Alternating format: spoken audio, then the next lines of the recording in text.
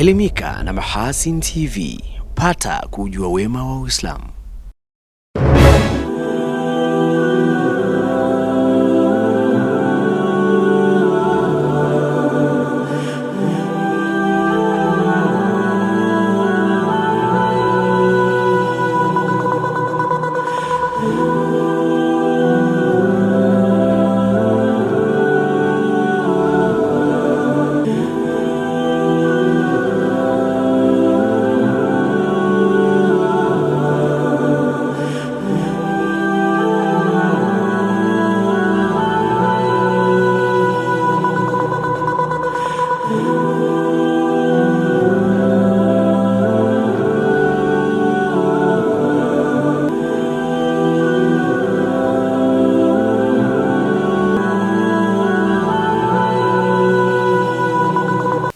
Assalamu alaikum wa rahmatullahi wa barakatuh. Mpenzi mtazamaji wa Mahasin TV, karibu katika kapu la habari. Leo kutoka nami Abdurrahim Salum Japan takuletea habari za kitaifa, na hapo baadaye nitakujuza tutakuwa nani katika habari za kimataifa. Lakini kabla mtazamaji, tunaanza na mukhtasari wa yale nitakuwasilishia siku hii ya leo. Serikali imesema itaendelea kuwalinda na kuwapatia fursa stahiki watu wenye ulemavu. Wadau wachangia bati 130 kuwanusuru wanafunzi kisiwa cha Rukuba kuvuka maji kila siku kufuata elimu ya sekondari nje ya kisiwa hicho. Na katika habari za kimataifa, wimbi la mashambulizi ya anga kati ya Israel na Iran laibua hofu duniani.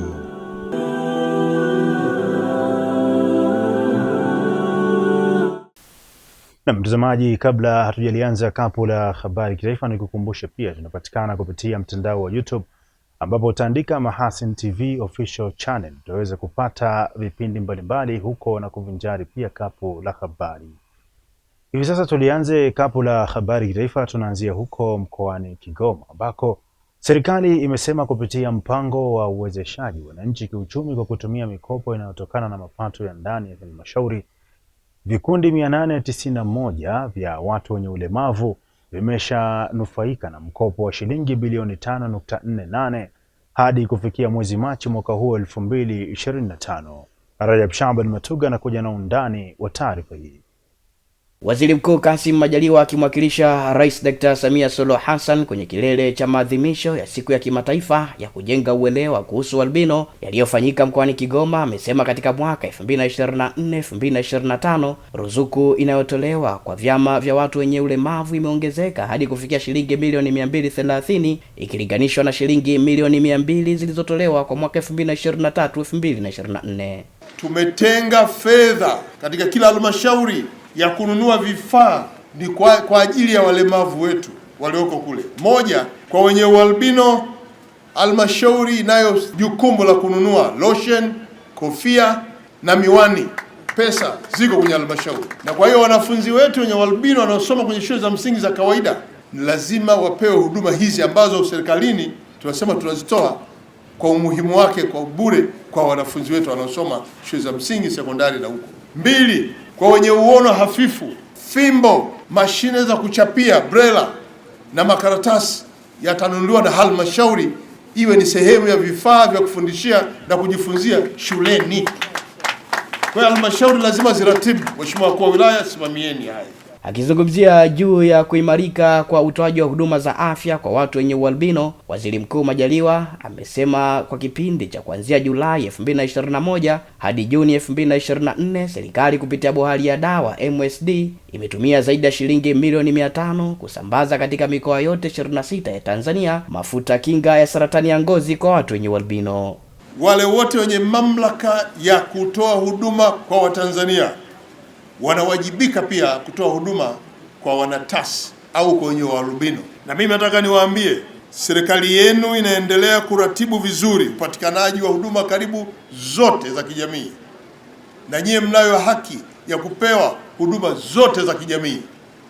Na kwa hiyo Mheshimiwa Mole, wewe kama mwenyekiti, wakati wote kwenye mikutano yako endelea kuhakikishia mpango mkakati wa serikali wa kuendelea kuwahudumia kwenye sekta zote. Watu wenye ualbino mna haki yenu ya msingi kabisa kupewa huduma hizo. Kupitia maadhimisho hayo, Waziri Mkuu Majaliwa amezindua programu janja Albino Mobile App ambayo itawezesha kufanya usajili na ukusanyaji wa taarifa za watu wenye albino kwa njia ya kidigitali. Mfumo huu unalenga kuongeza ufanisi, kutoa taarifa sahihi na usalama wa taarifa, ikiwa pamoja na kuhakikisha wenye albino wanashiriki kamilifu katika maendeleo ya nchi yao, ambapo hii ni programu ya simu janja inawezesha kufanya usajili na kukusanya taarifa za watu wenye albino na wenye ulemavu kwa njia ya kidigitali. Simu hii au mfumo huu unafanya kazi hata katika maeneo yasiyokuwa na internet. Usajili huu wa watu wenye albino na ulemavu utasaidia kuhifadhi taarifa kiteknolojia, lakini pia utasaidia katika tafiti za masuala ya watu wenye ulemavu na pia dashboard kwa ajili ya takwimu na uchambuzi wa taarifa. Mfumo huu utarahisisha, utaharakisha, utahakikisha usahihi katika usajili wa watu wenye albino na walemavu nchini Tanzania, hususan katika maeneo ya pembezoni. Namshukuru sana Rajab Shaban Matuga kwa masimulizi ya taarifa hiyo kutokea huko mkoani Kigoma. Mtazamaji, tutoke mkoani Kigoma tuelekee sasa huko mkoani Mara ambako serikali wilaya ya Musoma mkoani Mara imesema inaendelea kukabiliana na changamoto inayowakumba wanafunzi katika kisiwa cha Rukuba wanaolazimika kuvuka maji kila siku kufuata elimu ya sekondari kutokana na kutokuwa na shule ya sekondari katika kisiwa hicho. Saad Suleiman anakuja na masimulizi ya taarifa hii. Katika hatua za kufanikisha ujenzi wa shule sekondari katika kisiwa cha Rukuba, serikali mkoani Mara imepokea mabati 130 yenye thamani ya zaidi ya shilingi milioni 7 yaliyotolewa na mmoja wa wadau wa maendeleo kutoka taasisi ya Nyansaho. Shule ya Rukuba iko kisiwani. Watoto wetu wanapata changamoto kubwa, na kadhia iliyokuwepo ni kila kukicha wanalazimika kutoka kisiwani kuja nchi kavu kwa ajili ya masomo. Hiyo pia ni changamoto kubwa, hasa ni riski ya kiusalama. Kwa hiyo uwepo wa ile shule utaenda kuondoa, utapunguza hiyo kadhia na utapunguza hilo tatizo la wanafunzi kuja kusoma huku upande wa pili. Mkuu huyo wa wilaya Musoma amemwelekeza mkuu wa jeshi la polisi wilayani humo kuhakikisha mabati hayo yanafika eneo husika na kutumiwa kwa malengo yaliyokusudiwa na si vinginevyo.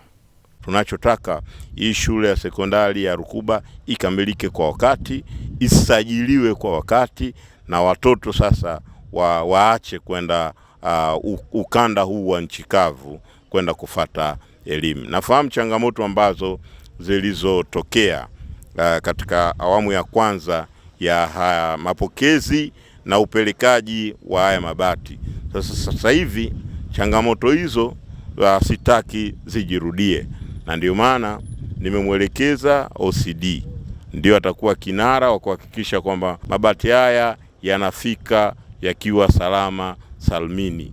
Wakipokea mabati hayo, viongozi wa serikali ya kijiji cha Rukuba wamewashukuru wadau hao kwa namna wanavyoisaidia serikali kupeleka mbele maendeleo ya kijiji hicho. Ni wachache sana wanaouiwa kwa ajili ya shughuli za maendeleo, lakini yeye amewaona kwa shida kubwa walionayo, na kwa ajili ya watoto wao kuvuka maji kuja nchi kavu kwa ajili ya kutafuta elimu, basi akaona changie mabati haya kwa ajili ya wale watoto wasipate adha kubwa sana ya usafiri wa kuvuka maji kuja kutafuta elimu. Kwa hiyo elimu hii waipatie pale kisiwani. Namshukuru sana Mheshimiwa Sospeter Muongo kwa kazi kubwa anayoifanya kwa ajili ya maendeleo ya kijiji cha Rukuba. Hakuna maendeleo yaliyopatikana kama ya leo yanayoonekana Rukuba. Rukuba leo imebadilika, imekuwa ni kisiwa cha kwanza na cha mfano kwa ajili ya maendeleo. Lakini pia wameona ni kwa namna gani wanaweza kuunga juhudi za Mheshimiwa Dr. Samia Suluhu Hassan katika swala zima la elimu. Namshukuru sana Saad Suleiman kwa masimulizi ya taarifa hiyo kutokea huko mkoani Mara. Mtazamaji, tuendelee kusalia hapa kanda ya Ziwa tukitoka mkoani Mara, na hivi sasa turejee hapa mkoani Mwanza ambako kamati ya fedha, uongozi na mipango halmashauri ya wilaya ya Hanang mkoani Manyara imefanya ziara maalum katika halmashauri ya jiji la Mwanza ili kujifunza kuhusu mbinu bora za kuongeza mapato, hususan kupitia uendeshaji wa stendi za mabasi. Hilal Riyami anakuja na masimulizi ya taarifa hii. Katika ziara hiyo inayohusisha madiwani, wataalamu na wakuu wa idara na vitengo, wamepata fursa ya kutembelea stendi ya mabasi ya Nyegezi na kujifunza kwa vitendo jinsi ya ukusanyaji wa mapato unavyoweza kufanyika kwa ufanisi kwa kutumia mifumo bora ya usimamizi. Katika safari hii au tuseme mafunzo haya, tumeona namna ambavyo wananchi walio na utayari wa kuweza kutoa ushuru wa halmashauri, lakini pia tumeona namna ambavyo halmashauri imeweka mipango ya kudhibiti mianya yote ya upotevu wa mapato ya halmashauri, namna ambavyo wanatumia wadau mbalimbali katika kufanikisha kazi hii muhimu ya kukusanya mapato ya halmashauri. Tutakwenda kutumia ujuzi huu ambao tumeupata katika kuimarisha ukusanyaji wa mapato katika stendi yetu ya mji wa Katesh. Kufuatia ziara hiyo, wananchi wa wilaya Hanang wanahimizwa kushirikiana kwa karibu na halmashauri kulipa mapato ili kuwezesha kuboresha huduma za kijamii ikiwemo elimu, afya na miundombinu. Choo cha stendi peke yake cha Nyegezi kinaingiza pato la shilingi bilioni 1 kwa mwaka. Kwa hiyo hata kama hatufikii huko, lakini tunaona ni jinsi ambavyo wenzetu wamemaanisha. Lakini pia kitu tumejifunza ni wenzetu wamejitahidi kushirikiana. Wamezuia kidogo siasa isiingie kwenye ukusanyaji wa kodi pamoja na ushuru. Yaani mfano sehemu ambayo wataalamu wanaona kwamba hii inafaa kutozwa, sisi wanasiasa tusikatae. Kwa sababu siku ya siku tutakavyokusanya vizuri ndivyo ambavyo tunaweza tukatekeleza miradi mingi kama za shule, afya. Kwa upande wake, meneja wa mabasi Katesh wilayani Hanang, ATM Kichwale, amesema ziara hiyo imekuwa na tija kubwa kwake katika kuhakikisha stendi ya Katesh inakuwa na usimamizi bora na imara. Kama meneja nimejifunza pia kwa meneja mwenzangu, nimejifunza mambo mengi ambayo nimeyachukua na naenda kuyapeleka kwenye halmashauri yetu, ambapo naamini kupitia kujifunza huko naenda kuboresha zaidi kule ambako tulianza. Tunaenda kukusanya mapato mengi sana kupitia stendi yetu mpya ya mabasi Katesh. Stendi yetu ni nzuri, ina miundombinu mizuri, kwa hiyo naamini tutakusanya mapato mengi kupitia stendi yetu, lakini pia tutatunza miundombinu yote ya stendi yetu. Mafunzo haya ni chachu kwa mimi kama meneja pamoja na wataalamu, ikiwepo ile kamati ya usimamizi wa stendi, ili kuhakikisha stendi yetu inafanikiwa na inaendeshwa kwa kiwango kilichokuwa bora. Namshukuru sana Hilal Seif Riami kwa masimulizi ya taarifa hiyo kutokea hapa jijini Mwanza. Mtazamaji, tutoke hapa jijini Mwanza moja kwa moja tuelekee huko mkoani Pwani, ambako chama kikuu cha ushirika mkoa wa Pwani Koreku kimefanya mnada wa kwanza wa ununuzi wa zao la ufuta kwa mwaka 2025-2026, ambapo kwa bei ya juu umeuzwa kwa shilingi 2510 kwa kilo moja, huku bei ya chini ikiuzwa kwa shilingi 2310 kwa kilo moja. Rajab Shaban Matuga kwa mara nyingine tena na kuja na masimulizi ya taarifa hii. Katika mnada huo wa kwanza uliofanyika wilayani Kibiti, jumla ya kilogramu milioni 3.926 zimeuzwa kwa bei ya juu ya shilingi 2510 kwa kilo moja, huku bei ya chini ikiwa ni shilingi 2310 kwa kilo moja, pesa ambayo imetajwa kumfikia mkulima moja kwa moja. Kiujumla tumeanza vizuri, japo ni tofauti na bei za mwaka jana, lakini kwa kuangalia hali halisi ilivyo na hali ya soko dunia ilivyo, tunaweza kusema kwamba tumeanza vizuri. Kwa hiyo bei ya juu ya shilingi 2510 na bei ya chini ya shilingi 2310. Izingatiwe kwamba bei hizi ambazo zimepatikana leo zinaenda kwa mkulima moja kwa moja. Hakuna makato yote kwa mkulima, kwa sababu kwenye mkoa wetu wa Pwani sisi tozo zingine zote zinakuwa upande wa mnunuzi. Kwa hiyo bei inayosomwa mnadani ni fedha ambayo inamfikia mkulima moja kwa moja. Ili kuendelea kupata bei nzuri kwa wakulima, wito umetolewa kwa wadau wote wa zao hilo kukusanya na kupokea ufuta wenye ubora usiokuwa na vumbi wala mchanga, huku viongozi wa AMCOS wakitakiwa kunakiri taarifa sahihi za wakulima ili kurahisisha mchakato wa malipo. Wapokee ufuta wenye ubora ili tuendelee kuwa na ufuta ulio bora na kuweza kupata bei nzuri sokoni. Jambo jingine ni kwamba kwa sababu ni maelekezo ya serikali kwamba sasa hivi malipo yatatoka moja kwa moja kutoka chama kikuu kwenda kwa wakulima. Kwa nawahimiza na kuwaomba sana viongozi wa AMCOS zote mkoa mzima wa Pwani wahakikishe kunakili taarifa sahihi za kibenki kutoka kwenye kadi za wakulima, kadi zao za benki, ili tuweze kuchakata malipo hayo bila kuwa na shida yoyote. Kufanya hivyo kuturahisishia sisi chama kikuu kuweza kuchakata malipo kutoka kwetu kwenda kwa wakulima moja kwa moja bila kutokea hitilafu yoyote. Na katika hatua nyingine, halmashauri ya wilaya ya Chalinze wilayani Bagamoyo mkoani Pwani imetenga kiasi cha shilingi milioni 980 kukopesha vikundi 60 vya vijana, wanawake na watu wenye ulemavu, ambapo vikundi 33 ni vya wanawake, 22 vikundi vya vijana na vikundi 5 vya watu wenye ulemavu. Kabla ya kutoa mikopo hiyo, halmashauri ya Chalinze inawajengea uelewa vikundi hivyo katika semina ya siku 2 inayolenga kuwapa elimu katika nyanja mbalimbali ikiwemo ujasiriamali, lishe na utunzaji wa kumbukumbu. Tulikuwa tuna washiriki wengi zaidi ya 250 ambao kutoka katika vikundi mbalimbali vimefika katika kata zote 15 za halmashauri ya Chalinze. Kwa hiyo wana vikundi hawa wameelezwa jinsi gani ya kuweza kutumia vizuri hizi fedha, lakini pia jinsi gani ya kuweza kurejesha hizi fedha, lakini pia wawe na kuboresha miradi yao vizuri zaidi ili kuhakikisha kwamba hizi fedha zinakuwa zinatija katika maisha yao na familia zao.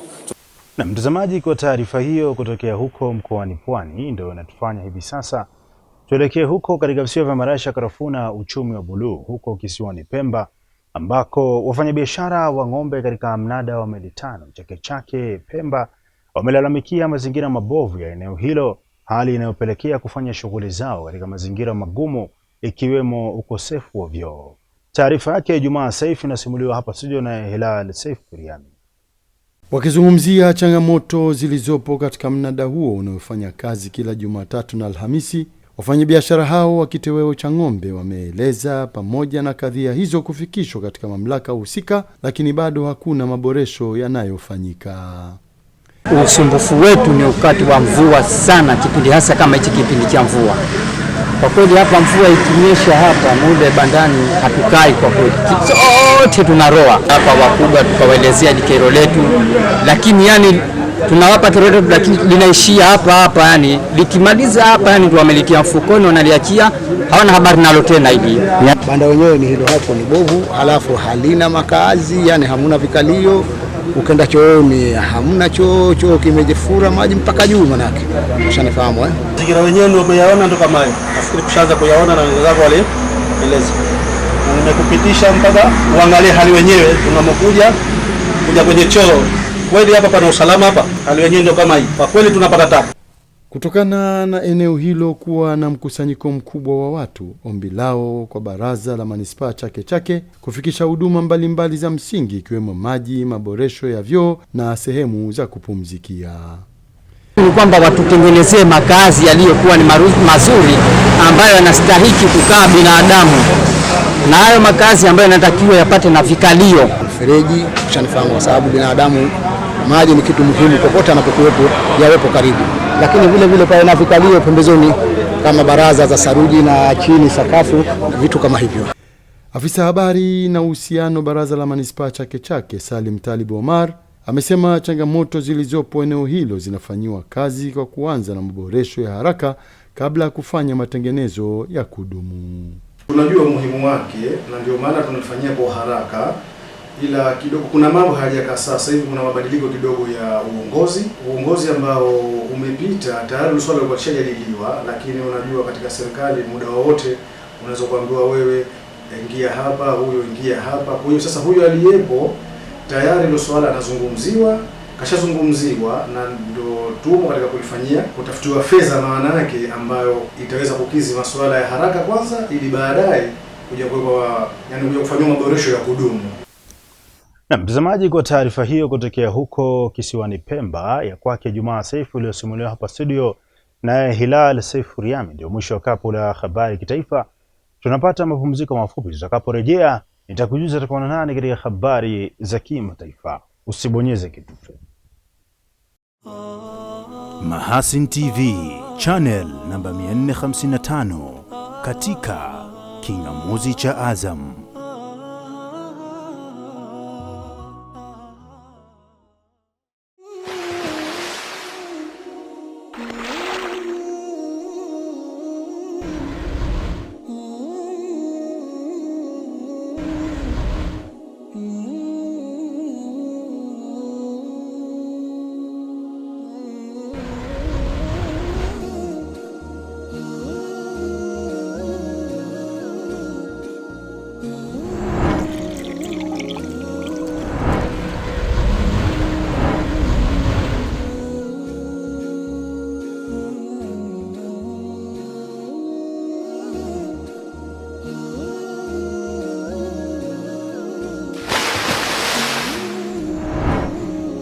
Kunywa maji safi na salama ya uhai. Bidhaa bora ya Bakhresa.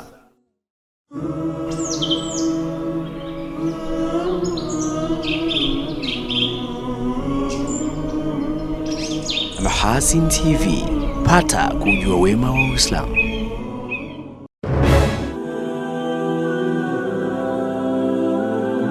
Na shukrani sana mtazamaji wa Mahasin TV kwa kuendelea kuwa nami, na kwa wewe ambao unajiunga nami hivi sasa, kipindi hewani ni kapu la habari, na hivi sasa ni wasaa wa habari za kimataifa kama zilivyonayo al-akhi Saad Suleiman.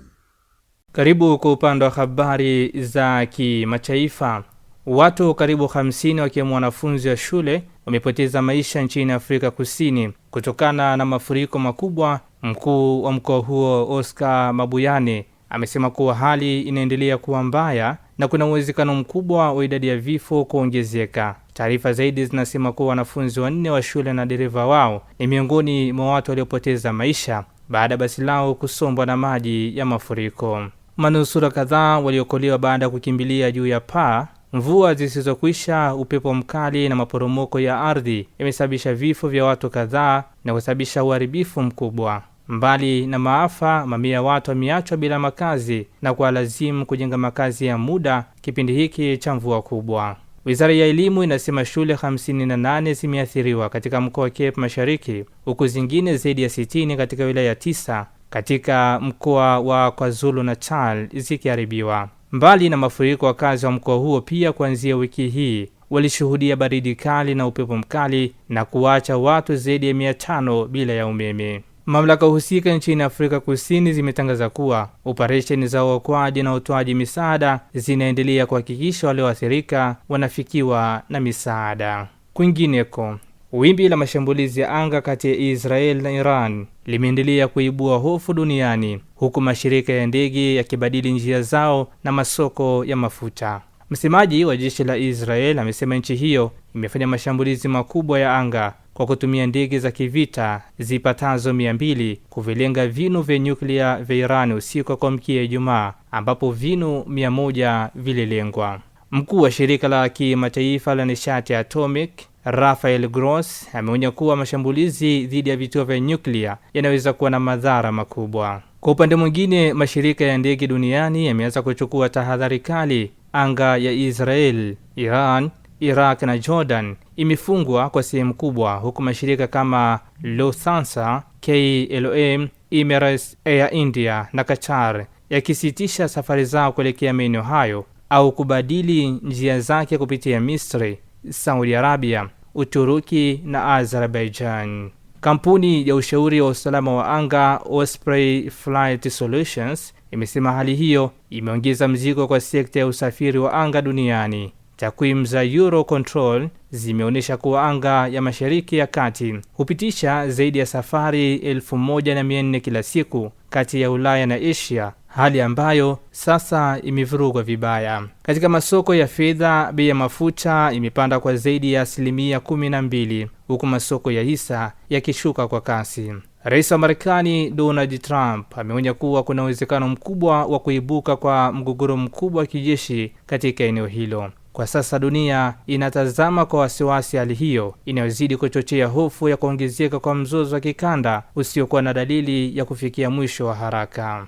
Na tuzitamatishe habari za kimataifa. Kazi ya uokoaji imekamilika katika mji wa Ahmedabad ilikotokea ajali ya ndege nchini India, lakini wachunguzi wanaendelea kuitafuta miili ya watu na ushahidi mwingine. Watu zaidi ya 240 wameuawa kwenye ajali hiyo iliyohusisha ndege aina ya Boeing 787 ya shirika la ndege la India. Vyombo vya habari vya ndani vimeripoti kwamba India inafikiria kusitisha matumizi ya ndege hizo kwa ajili ya kuzifanyia ukaguzi wa usalama wa ndege hizo. Waziri Mkuu wa India Narendra Modi ametembelea katika jimbo la Gujarat, eneo ilikotokea ajali hiyo, ambako ni nyumbani kwa waziri mkuu huyo. Mtu pekee alionusurika kati ya watu 242 waliokuwemo ndani ya ndege ya abiria ilikuwa ikielekea London amesema hata yeye anashangaa jinsi alivyonusurika kimeujiza katika ajali hiyo ya ndege.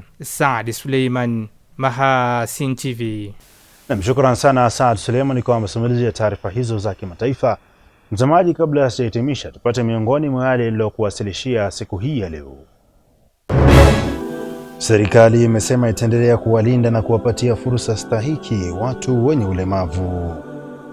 Wadau wachangia bati 130 kuwanusuru wanafunzi kisiwa cha Rukuba kuvuka maji kila siku kufuata elimu ya sekondari nje ya kisiwa hicho.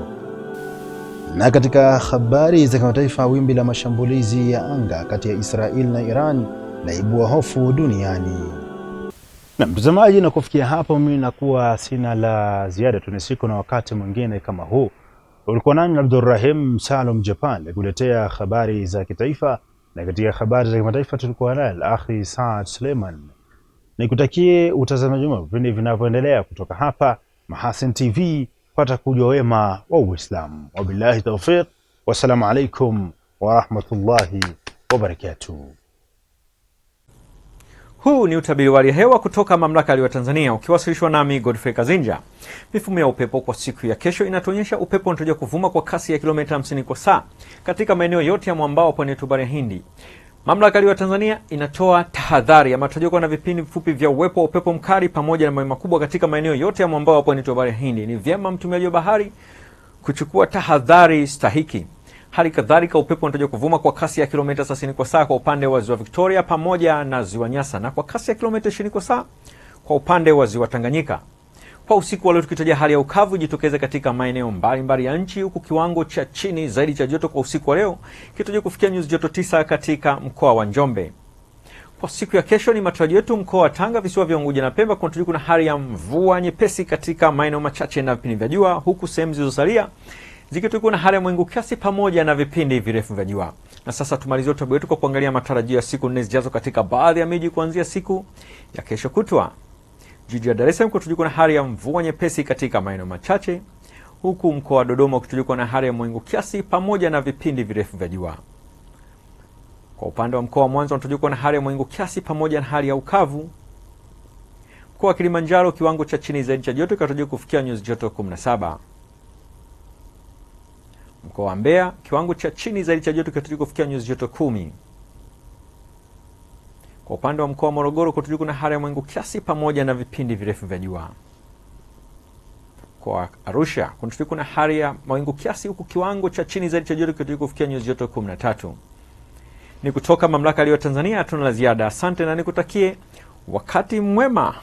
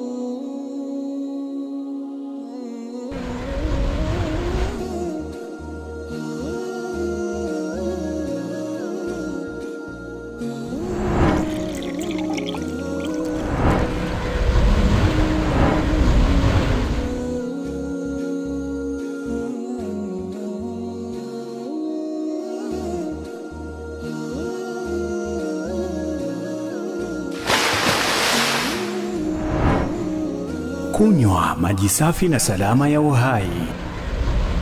Bidhaa bora ya Bakhresa.